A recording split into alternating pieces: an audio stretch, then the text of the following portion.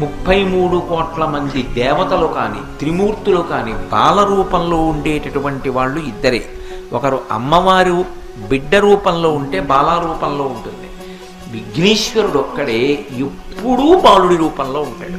అందుకే సదా అని మొదలెట్టారు ఆ శ్లోకాన్ని. సదా బాల రూపాపి విఘ్నాద్రిహంతి